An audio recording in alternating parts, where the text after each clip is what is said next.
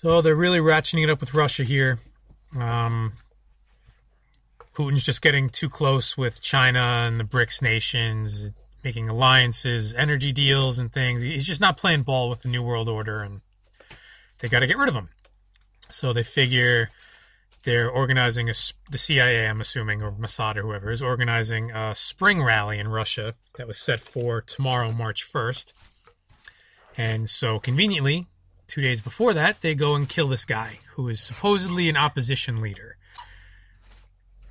You'll see throughout this video that they just killed some guy that in the past, might have mattered, but he was vocal and outspoken. Few within Russia are actually paying attention to him.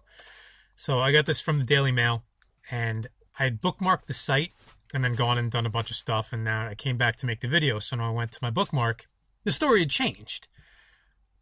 And luckily, I was able to find on the Wayback Machine the original story, which was this.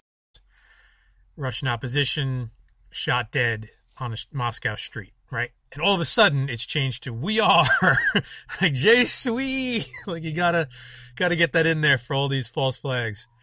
So we'll see. I'll just tab back and forth here and compare them.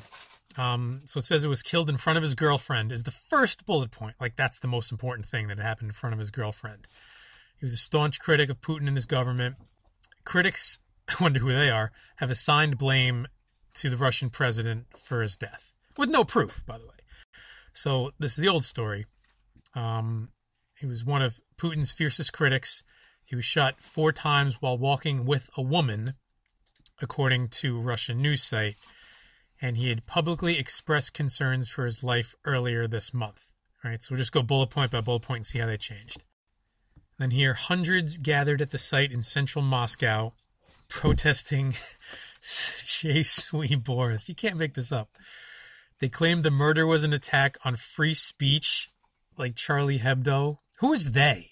The hundreds of Zionist puppets? They?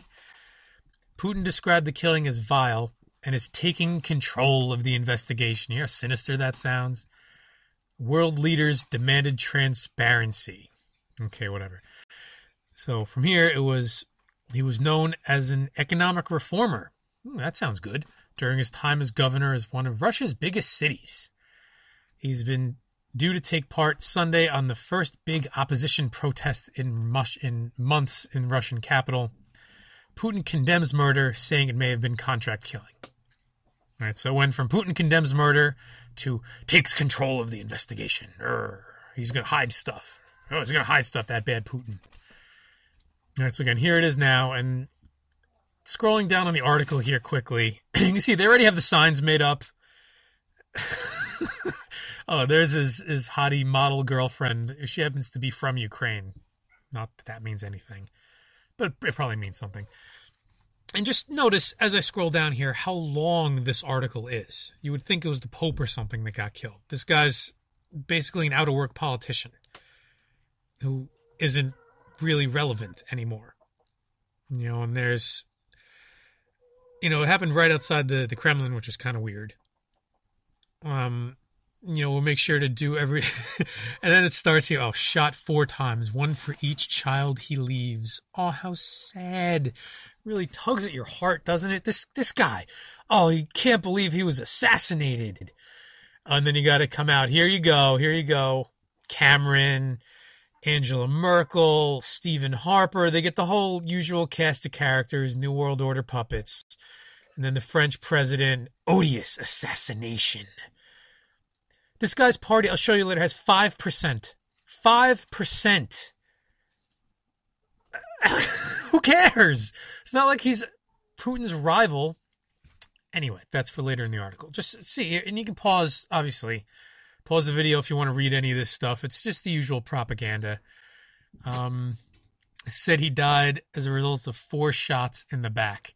Earlier, I don't have it here, but earlier it said he died as a shot to the neck, but now it's shots to the back, just to make it seem more cowardly, I guess. And then he's a liberal reformer and fierce Putin critic. And here, pay attention here, right in the middle of the page. So the liberal reformer rose to prominence under Boris Yeltsin, who was a New World Order stooge. And he first gained an international profile after being spotted by Margaret Thatcher as a future leader of Russia. She praised his market reforms, you know what that means, after visiting that city where as governor in the early 1990s, he had spearheaded reforms. Right, so he was dubbed, I'm sure he was part of their crew. You know what I mean? When it says he's a liberal reformer, that means he's for the West, for the CIA, you know, for the New World Order.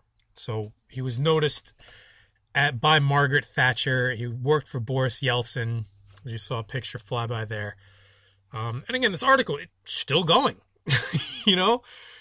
Have you heard of this guy before this? No? I don't even know how to say his name. Like, I'm going to go listen to it so I could say it later on in this video. But you've never heard of this guy. And this is a gigantic article that they wrote and then rewrote and then rewrote. There's actually 4 iterations, I guess, of it on the Wayback Machine. I'll put the link to it, you know, because I still have from my bookmarks the original URL.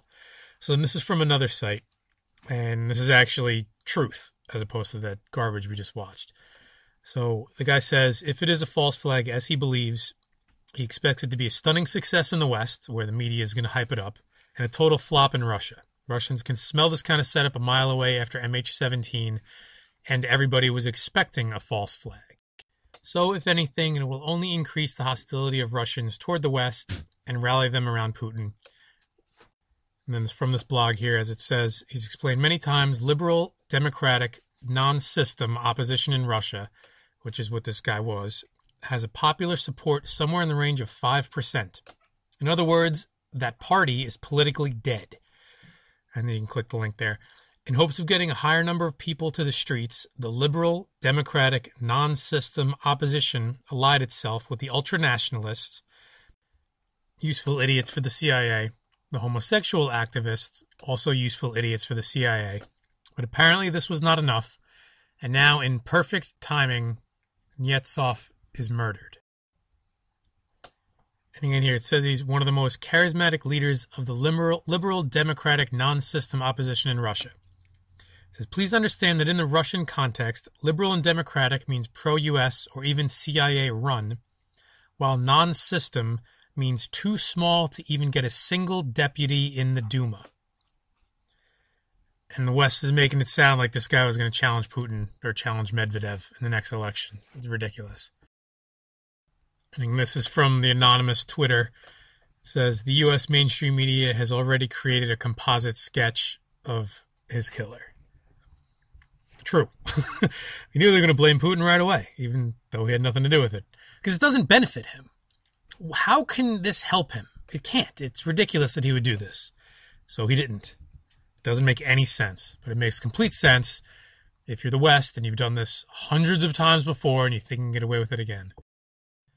So Mikhail Gorbachev came out and said he saw the assassination as an attempt to destabilize Russia. He's also warned against calls to give excessive powers to law enforcement and security agencies. Wow. It's weird. See, Canada and France. I'm sure attacks like this are supposed to give excessive powers to law enforcement and security agencies. I guess he didn't get the memo from the New World Order. Come on, Gorbachev, what the heck? And then he also went on to say, with all due respect to the memory of Boris Nemtsov, the political terms, he did not pose any threat to the current Russian leadership or Vladimir Putin. If you compare popularity levels, Putin and the government's ratings and so on, in general, it was just a bit more than an average citizen. And I'll also put the link down to this video from 2012. Putin gave a speech. He said the opposition is looking to turn someone into an involuntary martyr. And there you can see the captions. It's in Russian, obviously. It says they're looking for someone to be made a martyr, a famous person of some sort. And he goes on, you know, listen, it's only a minute and change. Definitely worth listening to. And he details exactly what the plan was and exactly what the West just did. And the description in this video is amazing. It's completely spot on. One thing needs to be kept in mind concerning the recent Nemtsov murder. He was a politician way past his prime. His political weight was low even with the Russian opposition, which as a whole is extremely weak right now. For most people, this assassination is the first time they'll hear about Nemtsov in a year or more. Many even argue that Nemtsov was a decorative asset for Putin as a stable, familiar, relatively honest, but powerless opposition figure. In short, this makes no sense, sort of like murdering Ross Perot in the USA. For Putin, Nemtsov was a martyr is a far, far bigger problem than he ever was alive. If not within Russia itself, where most people seem to be baffled, again, Ross Perot assassination, then on the international diplomatic and mass media stage, where people can easily be convinced Nemtsov was killed because he was a threat to Putin, which from the Daily Mail is exactly how they're framing this. So 3 years ago, now referring to this video that he posted, Putin warned about this exact scenario. Now, who benefits? Maybe internal Russian opposition, Ukrainian government, American government, heck, even Islamic extremists. But Putin doesn't benefit, that's for sure. So make your own conclusions. Then there's a link to a video. Evidence from an independent polling agency, and then the link to that is down at the bottom. The most common answer, 55% about Nemtsov in a recent poll, was, I don't know who that is. Nemtsov scored far lower on support than on name recognition. Only about 2% of those that recognized his name supported him. This comes from being a Yeltsin-era politician, and hence, perhaps blamelessly, being associated with image of societal collapse and corruption. So only 55% know who this guy is, and of that 55%, 2% support him. So what is the West trying to do here? They're trying to demonize Putin, again, in the mind of their citizens, and hopefully stir up some controversy within inside Russia itself. The question being why, and the ultimate goal is to get rid of Putin, to have him out, and put in somebody that they control to take Russia off the course that it's currently on. That's the obvious end game, and they're going to their playbook. This is what they do. This is how they got Ukraine. This is how they got Paris in line. This is just what they do. They do something like this. They put in security measures and just get the public on their side. But I don't think it's going to work in Russia. They're too